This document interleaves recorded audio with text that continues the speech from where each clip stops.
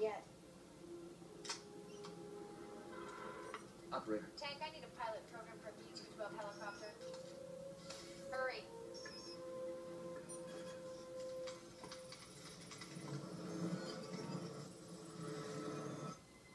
Let's go. Let's do it. Brain programming may not be confined to movies like The Matrix anymore, or soon. Futurist and theoretical physicist Michio Kaku says new research is leading to scientific breakthroughs that could make mind reading, telekinesis a reality sooner than you may think. He details the possibilities in his new book, The Future of the Mind, and he is joining us here to explain it all and sum it up in 3 minutes. How do we do it? Great to see you. Right, glad to be on the show. So we've got smart pills, we've got forgetful pills, we've got everything. Where do you want to begin? How do we get there? Well, first of all, just last year, for the first time in history, we actually uploaded a memory into a mouse. Next, we're going to upload memories into primates, like, for example, chimpanzees. And then we want to create a brain pacemaker for people with Alzheimer's disease, so they can upload a memory of who they are, who their children are, where they live. And then after that, who knows, maybe upload a vacation that you've never had. And think of it, college students will be able to take all the courses they flunked in college, learn that material. We're not there yet. But the first step we're taking last year, this is huge. What? I understand the application with Alzheimer's. That seems like a very good application of that possibility. But otherwise, why would we want to do this? This could change the economy. Think of all the workers who are laid off because technology raises on and they have to go to junior college and community college and relearn these skills. Think of college students who can take courses that they didn't pass in college. And this could affect entertainment, it could affect the economy. This is huge because our memories are who we are. It's like an iPhone update. You just, plug in and then all of a sudden things appear in your mind and the programs work better. Well, that's the goal. We're not there yet, but for animal studies, we can actually do that. When animals learn certain skills, we record the memory, and then we reinsert that memory back into what is called the hippocampus of the brain, and the animals learn it just like that.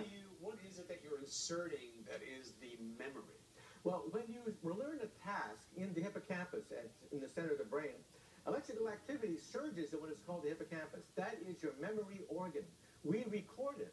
Just like you videotape something, we record the impulses going in the hippocampus. So the impulses have a specific pattern or makeup that are unique to that particular memory, right? We record it. And then later, after you've forgotten the task, we reinsert that very same signal into the hippocampus. So you shoot an electronic signal in. That's right. So is it just like the future version of the MRI? Like, where are we today in terms of steps of getting there in humans? Well, see, MRI is passive in the sense that you're simply looking at energy flows of the thinking brain. We can do that now. Yeah, and that allows us to, quote, read Yeah, that was a dumb question. I knew that. Right. This is Speaking active. of dumb, just kidding.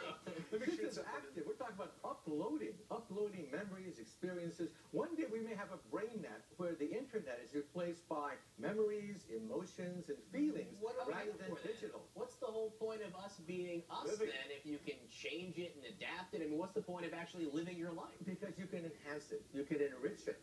You can learn new tasks. You can become better people. Okay? All right, so I'm with you on this regard. But then what about this dream sharing concept? I don't think anyone wants to know what I'm dreaming about. Well, first of all, it's possible now to put the brain in an MRI scan and compose thousands of dots of electrical activity and have a computer program recognize this to create a photograph. We can actually see what is going inside the living brain. And then if you go to sleep inside this MRI machine, for the first time in history, it'll actually print out crude pictures of what you're dreaming about. How do you balance the enthusiasm you have for the science with the notion of with great power comes great responsibility, and how it would be used by people?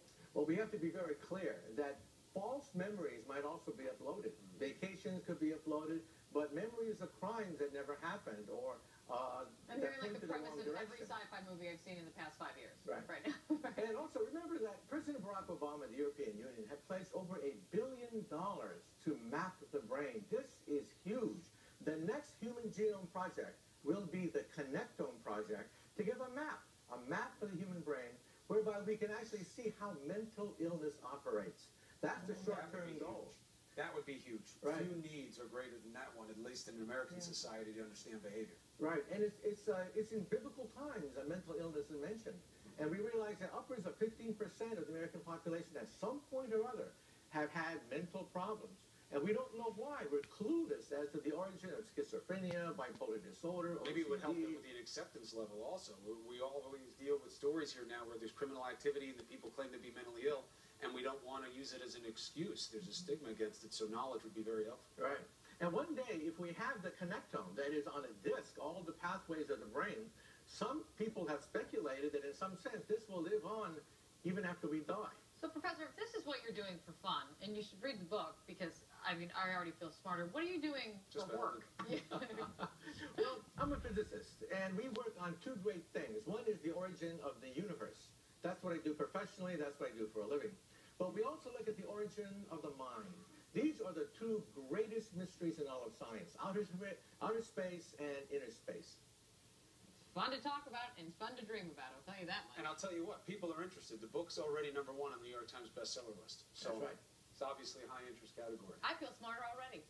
Michelle John Cocker, Berman, great to see very you. nervous about the prospect of people knowing what you dream about. Yeah, I was thinking the legal liabilities of that.